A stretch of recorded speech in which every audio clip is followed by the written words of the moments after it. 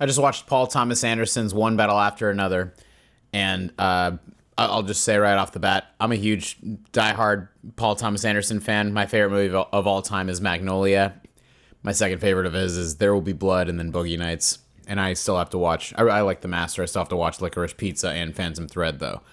So I love this guy's movies. I've been watching them for a very long time now since '07. I think There Will Be Blood was the first one that I watched, and he's just such a fantastic writer. The reason this movie is lengthy, or why a lot of his movies are long, is because he not only has a lot of story to tell, but he takes his time to tell it. He takes all the time that he wants, and it's very necessary because certain things don't hit. They don't hit as well if you don't, it feels like what his writing and direction does for his movies is he just soaks up. It's like every moment is a sponge soaking up every bit of whatever the scene has to offer, and I really love that about his work.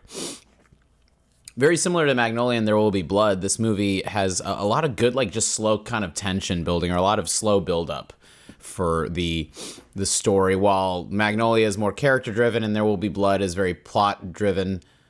Even though Daniel Day-Lewis, it's like one of his best performances ever. That's like, I guess, I don't know, maybe a mix of both. This movie is very plot driven, and while the characters are very good, it's all plot. It's all like what is happening in the story and what is what is it beat for beat kind of thing. And I walked in not knowing what to expect. Like, I had an idea of what the story was, but I didn't really, I love going into movies as blind as I can at this point, because, I mean, by the time something is announced and we get, like, behind-the-scene pictures, it's like there's very little mystery as far as what a movie is about or what's going on in it at this point. That if I can keep it kind of a mystery as much as possible, I love that. So yeah, I wasn't 100% on what the story was, as far as the furthest extent of those details. I was very pleasantly surprised by just what was happening and how exciting and thrilling it really is a lot of the time. I saw a lot of mixed things. Some people love it. Some people think that, a lot of people said, like, oh, I don't get it. Like, or they say it's overrated. Now, his style is just not for everybody. I think his style, his type, his movies are I feel like they're made for people that really love movies or really appreciate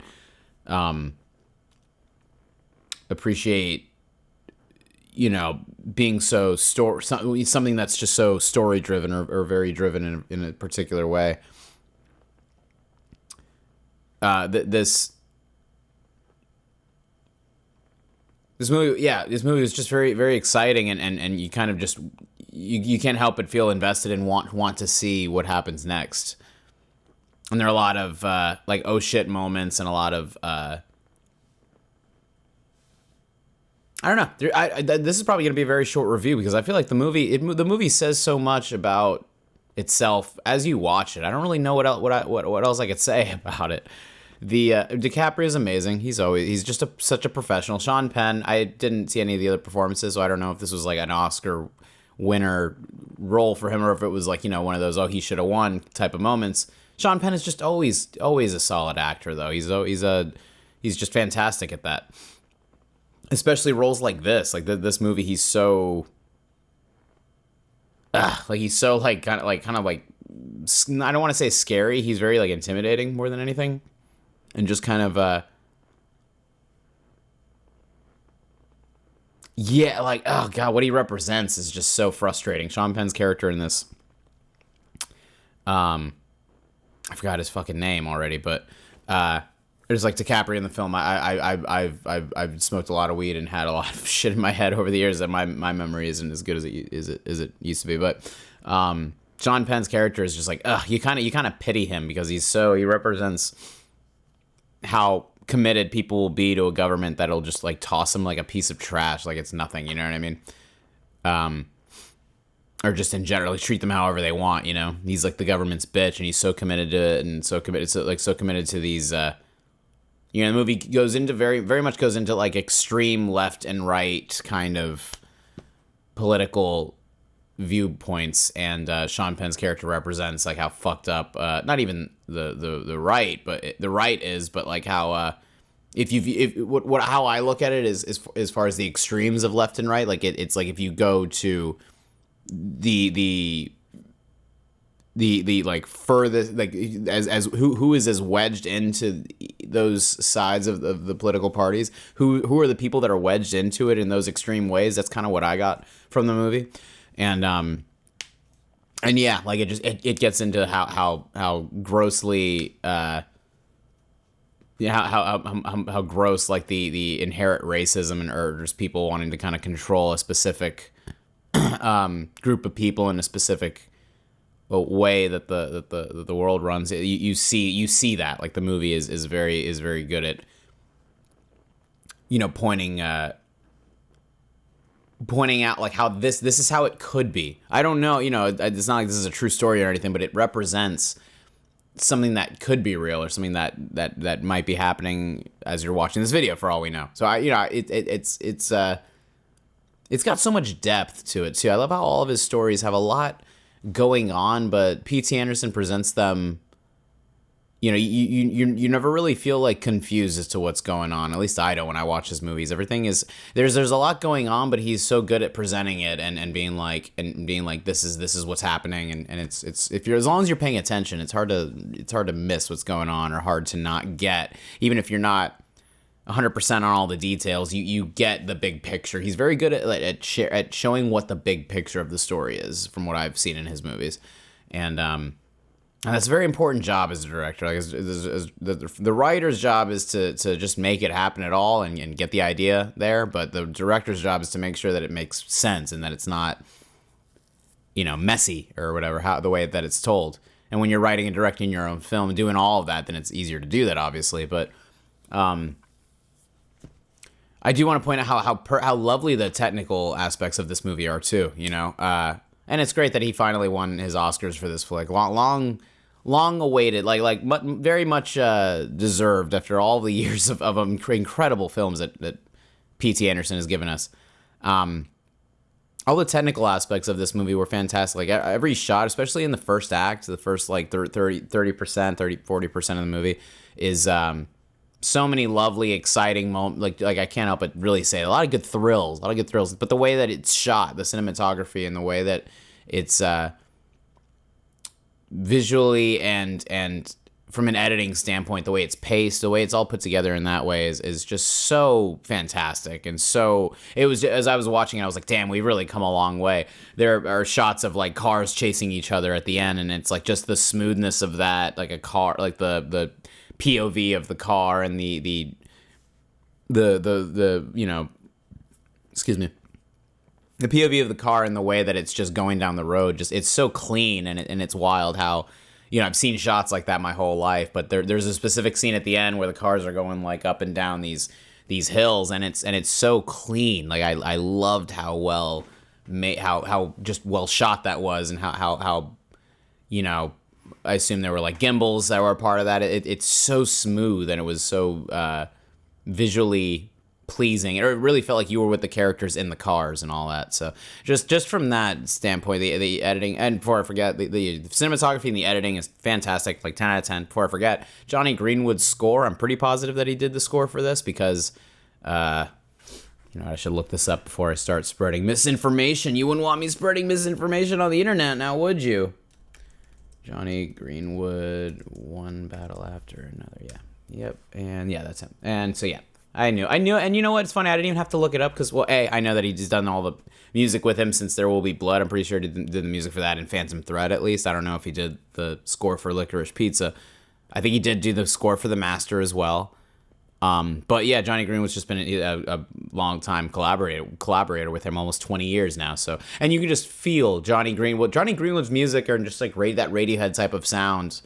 Johnny Greenwood's style like just bleeds through so easily, like the dissonant piano and all the like very cool kind of like jazzy drum things kind of going on throughout the movie. The score is so lovely, like absolutely so fitting, so perfectly.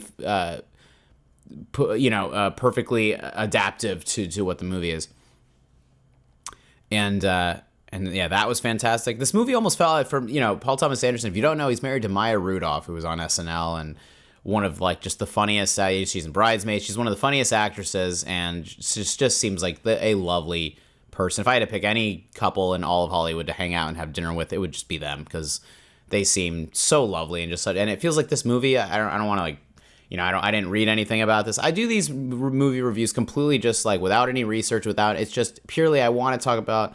I love the idea of doing reviews that are purely like, how do I feel watching the movie? What is my perspective of it as a film lover, and what do I get from it? I don't want my personal reviews to be, if I look so much into a movie and all the information, then it'll just be a little, I feel like I won't make the points that I really want to make, or I'll just have too much to kind of pick from in that way. But Maya Rudolph, I'm pretty sure the two of them have kids. I'm wondering if it feels like this movie it was almost him writing a movie for his daughter, or for his family, or whatever. As far as like it's a young black leading character that is a fucking badass by the end of the movie. Like, she is so badass and awesome as far as like as far as the believability that character. There's something always nice and refreshing about a young character, mainly a kid, like early teens or mid-teens. This is why Harry Potter is, because any sort of characters that are young that have to face insanely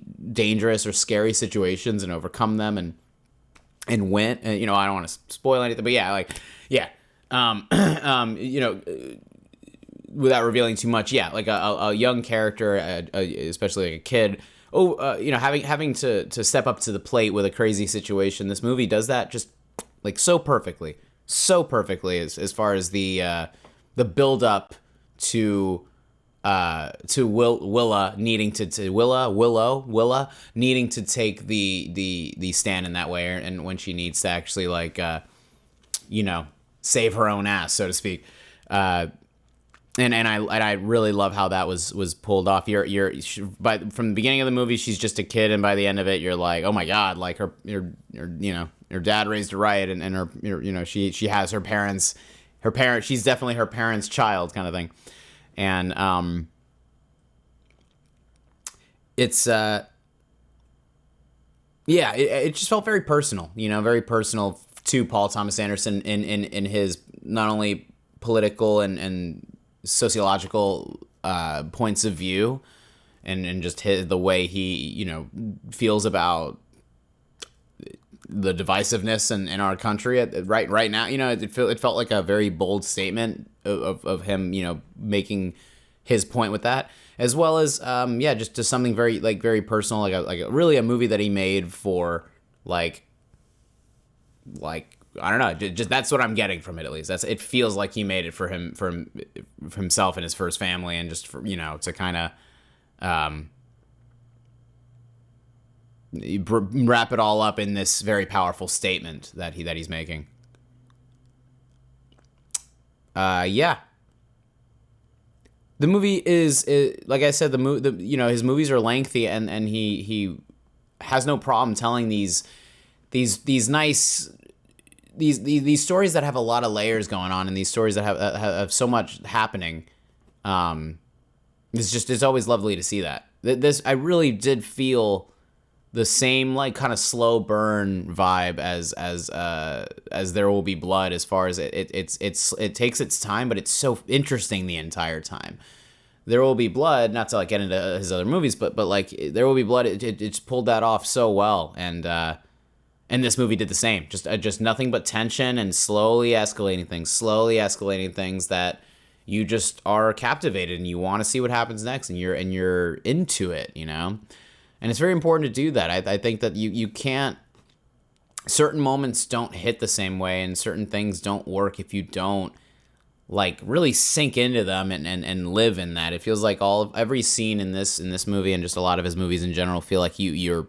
Like I said before, each moment kind of is soaking up as much of that scene as it can, or whatever the scene is trying to say and whatever it's trying to be. It's so in your face and very like clear and concise about what it's trying to be, and it's just a very important thing as a filmmaker. You have to make sure it's concise enough that you shouldn't make your films for dumb people, but you should be able to make.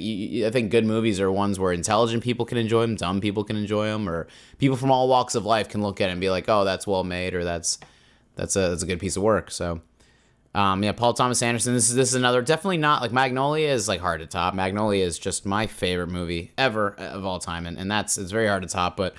It's lovely to see that even though that's potentially his magnum opus, he's still made There Will Be Blood. He's still making fantastic movies after already making so many fantastic movies. He's got his resume is fucking insane. He's got, even his movies that aren't as popular, aren't, as critically praised, those movies are still good. And still, The Master, not one of my favorite movies of his, but I still liked it and I still enjoyed it.